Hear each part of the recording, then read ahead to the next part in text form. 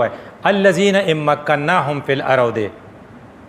کدی ته فی الارض به هغه ځای ته کې چې کوم ځای ستا جوریسډکشن کې راځي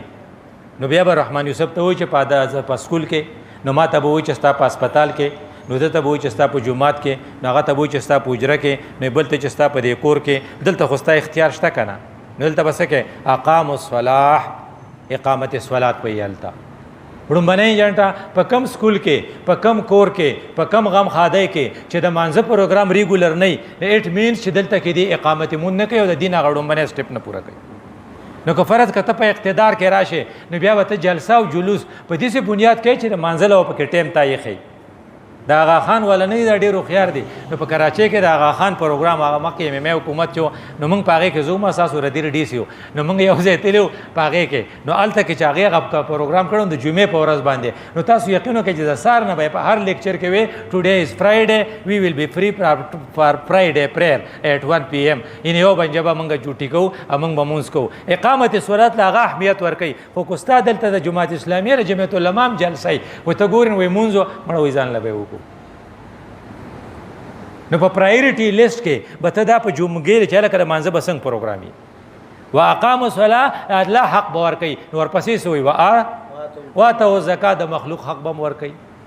مخلوق کا حق مخلوق تک پہنچانا اور خالق کا حق خالق تک پہنچانا وآتوا الزکات نو بیا څه وایي چې بیا به دلته سیسټم سي وامروا بالمعروف بیا به نیکي غالب وي نو په دفترو کې به هم نیکي غالب وي او په بار او په دغه کې به هم په عدالت کې به هم نیکي غالب وي او په سکول او په کالج کې به هم نیکي غالب وي نو که فرض که ستا په سکول کې څه وایي چې السلام علیکم مت کہو یہ کیا کہو مارننګ ګډ مارننګ نو هغه په اسلام آباد کې یو سکول د زموږ یو ملګری تللی نو هغه پر درس و پکې نو هغه هلک د لینډ نه چېرته بار ته راوتی دی نو هغه ټیچر ورته څه وایي بی لایک ان انګلیش مین د انګریز په شانتې خوی کوه نو په لینډ کې دی ودرېږه نو هغه حضرت ورته وایي وی ما ورته چې ګوره اسلام واحد دین دی چې هغه 15 وخته په ورځ کې د لینډ ټریننګ ورکوي سوو صفوفکم صفوف څه چې دی لینډ نه دی لینډ نیخ کوي فإن تسویة الصفوف من اقامت الصلاة لینډ چې دی نیغي نو هله به دې مونځ کېږي اکه لینډ دې کوږ نو څه به دې کوږ شي زړه دا ټریننګ وی انګریز نه دی ورکړی دا مسلمان ورکړی خو ته دلته داسې نه وایې چې بی لایک مسلم مین نو ته وایې بی لایک ان انګلیش مین ځکه چې ته په تا باندې د هغو روب پروت دی وی ګوره چې کله ترانه ویل شي نو ته څه کوې ترانې ته به غلی کېږي نه وی موږ په دې خفه نه یو غلی شوه ته خو د دې نه مخکې یا وروستو تلاوت کېدو تاسو ټولو ګپ لګاو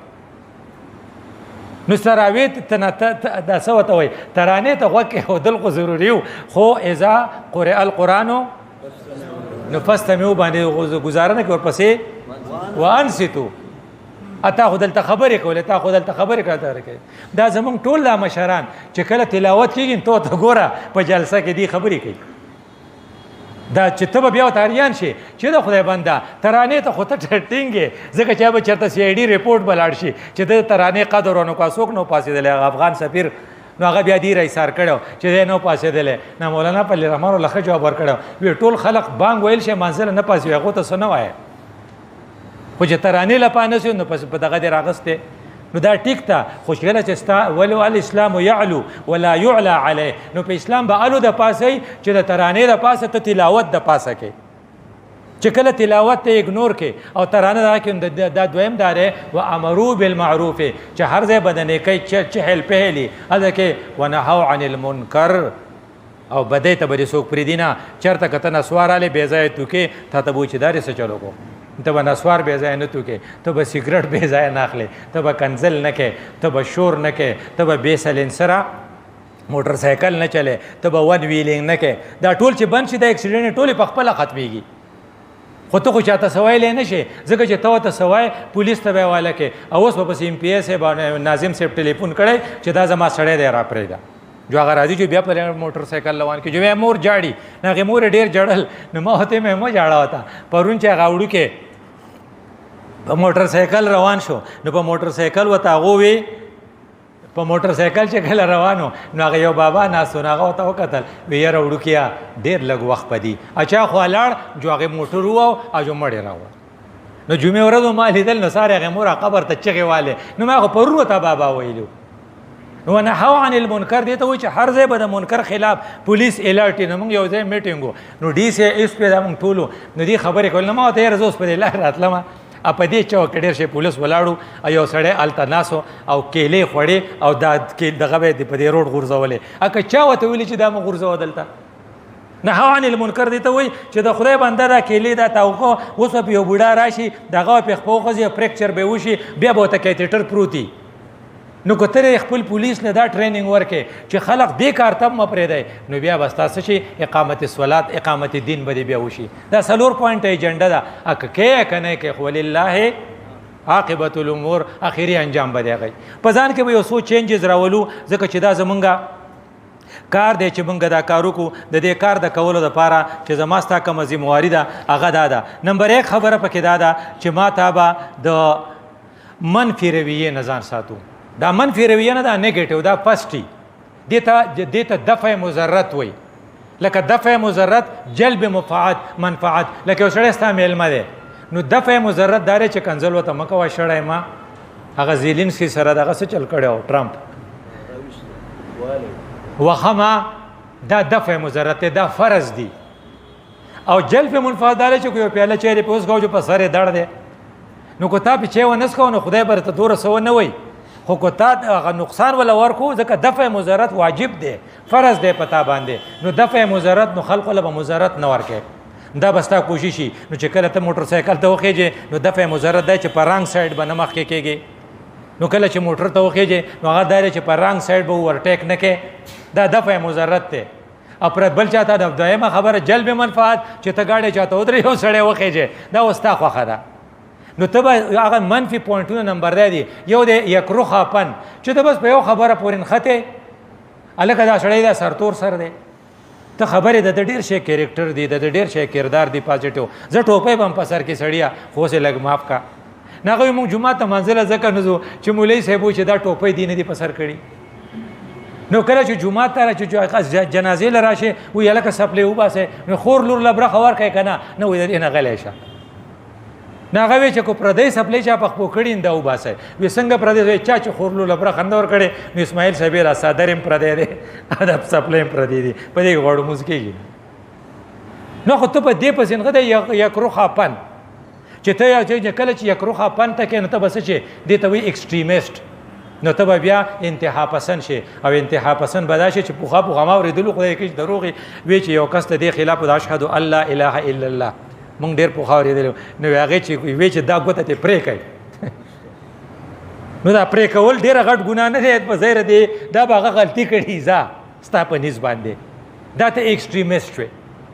او چې کله ته بیا ایکسټریمیسټ شې نو بیا به اخري نتیجه دی چې ته به بیا بدمزاجه شې بدخویه به شې او بیا به ستا سره څوک دویمه خبره برغولی نه شي او څوک به سره کېناستی نه شي او بیا څه رسول الله صلی الله علیه وسلم څه وی چې دغه چې دی نرمي چې ده نرمي چې ده دا په هر شي کې ځانه په هر شي کې زینت راولي نو کله چې ته نرمي کې نو په هغه به پای کې به زینت راشي کله چې ته سختی کې نو بیا به د خلق نه کې نو څه ورته وایي الله خپل پیغمبر باندې چې کوم احسان جتاوني څه ورته وایي فبما رحمت من الله لنت لهم ته خو دلته دومره سختګیرې چې لکه سړی ما پرېږدې نه نو د دې دریو خبرو نه به ځان ساتې او بیا دا چې ته خپل دغه چې کې خپل کار چې کې نو هغه به په دې انداز کې لکه الله تعالی پې دومره خفه کېږي لا تغلو فی دینکم په دین کې غلو مه کوئ غلو دقې ته و چې ته دومره ایکسټریم ته لاړ شې لکه یو صحابي دی ته به حیران شې او هغه وایي رسول الله صلی الله علیه وسلم ته وایي چېرې چې دا زموږ خانداني مرض دی زه رسار مانځله نه شم پاسېدی کم خلق چې د سار په مانځه کې نه دا یقینا ډېر بدقسمته دي او دا لې پکار دی چې ځان امپروو کړي خو چې اوس یو سړی دی او هغه د الله رسول ته حضرت ته وایي ځه چې کله پاسېدی نو بیا مونځ کوه خو ته خو ورته څه وایې ته خو وایې چې نه دا کافر دی نو لا تغلو فی دینکم ځکه دا څو غینونه دي نه به ځان ساتې غلو غیبت غرورو چې ته ځان په نورو خلقو باندې اوچت حسابې نو دا کریکټر به خپل ټیکې نو الله د الله رسول په یو دوه ټکو کې مونږ پوه کړي یو چې ګوره دوه څیزونه په ځان کې پیدا کړئ انما بعثتو دا انما بعثتو ټکی نه دی دا ډېر ضروري دی خو دا مونږ په سر راغلی استادانو ته څه شی اخیستی رحماني صاحب څه شی ته اخیستی انما بعثتو معلما ایت دا اخیستی حالانکه بمکارم الاخلاق ته یو نو یو ځای کې مجاهدینو ته ساغسته انما بعثت بالسيف وجعل رزقي تحت رمحي زه خدای په تور را لګلې ما او زما د غشي د لاندې زما رزق دی زه په بغیرتۍ رزق نه ګټم زه د ټرمپ نه په زور علم زه د مودي نه په زور علم جعل رزقي في رمحي دا د الله دغه په کې موږ نه وایو ځکه دې ته سافټ کارنر وایي سافټ کارنر دې ته وایي چې کوم خبرې موږ د رسول الله صلی الله علیه وسلم خوږ شیخ وخو جو زمام خوږ شیخ وخی خو د رسول الله صلی الله علیه وسلم لوګه خوغه په دې ځای سک تړلیو دا غي ذکر زنه کوم موږ وایره اعتکاف کړو وی مړه بدریم کړو مړه وای تاسو ګرانه خبره کوي ته سافټ کارنر وای په سافټ کارنر کې مونږ ټول خوشاله نو رسول الله صلی الله علیه وسلم وای انما بعثت بالحنیفیه په یکسوی باندې خدای را لګلم یکسوی دی وای جره پروګرام دی په 10 تاریخ باندې وای په 10 بجې وای یاره ارس چی خو زه بزم خدای دې نه کې کومور مې مړه شو هغه یو خبر نه ځکه بل څوک بدل لاس نیوي نه باقی په هر صورت کې زه یکسوی ما زه بزم ما کمټمنټ کړی زه بزم په دې سه معمولی خبره چیرې ټوخېده ما په سر مې دړو عمل کرا باندې ګرځېدو موږ دغه بوټونه په دې خپایو هغه ته به نیولیو نو یو کیری ان آی ام ګوینګ هغه هالند هغه دغه چوا قرارداد شلولیو حالانکه معمولی تبا معمولی یخنی د وزیر اعظم د پاره خو هیڅ خبرم نه د وزیر خارجه د پاره په معمولی تبا مالغه باندې ته ازای خو بنه پرې دي نو رسول الله صلی الله علیه وسلم چې کو کار کوي نو انما بعثت بالحنیفیه میلمانه راغلي دي حضرت عائشہ رضی الله عنها وای رسول الله موږ سره غپ لګی موږ ډیر خوشاله یو ناسا پازان وشي حضرت رنگ بدل شي او موږ وایي موږ ډېر پیژنې نه جمعه ته لاړ شي نو حنیفیه دې ته وای چې ته به خلق تازه خو چې اذان ټیم وشي نو کوم میلمه دې راغلی ناغه ته به جره کړه مانځه وخت نو شاید چې غلم حیا ورشي نو هغه به مودسو کې نه بر سره لاړ شي والسمحه ابل ز په ډیره لګل شم چې فراخ دلی بکوم فراخ دله تنگ دله بنیم او د پراخ دلی د پاره جما ستا چې کم نمونه دي کم ضروری دي هغه بدا کو نمبر 1 خبره دادا چې موږ با تنگ دلی کې بجائے ډبل ټکه بر اثر تاسو ہے پراخ دل هونګه هم تک دل دا سوکته ودار بنیر دے پر دا مړار دے چې نه نه دل توله ځای ورکا تنگ دلی کې بجائے فراخ دل هونګه هم فراخ دل هونګه نو دویم نمبر موږ ته چې ټکویلو بخل کې بجائے فیاض چې سړی په خیر شي ګور په جمعات کې 2 روپۍ نه ور کوي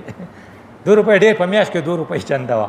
هغه یو مونږ ته وی هغه مونږ روغه کوله وی زه روغه کومه خو د جمعات چنده په معنی خامه 2 روپۍ دي دې ته بوخل وای دورونه دي نو مونږ په د کور نه چندالو نو 15 روپۍ کور راکې دا ځکه مثال وام دي سینه چې 15 روپۍ کور راکې نو جدا شو نو مونږ ته سوال ورته تاسو جدا شي یو 15 راکې نو نه مونږ یو نورالته جدای دا بخیلی بلکې هغه یو حق ولاوي وي زماره په خدای قسمي کومې په جمعات کې چنده ورکړه او زماره څوک د جمعات